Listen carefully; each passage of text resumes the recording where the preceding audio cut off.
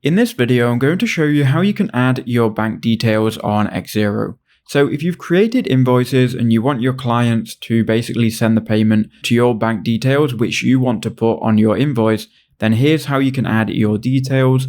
Obviously, this is fake for the video, but we're going to add your own details here to your invoice just like this.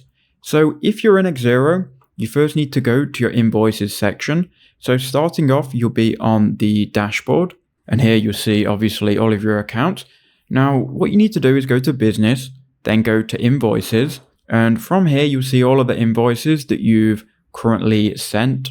Now, just go and click on one of them. Here's just an example invoice that I created.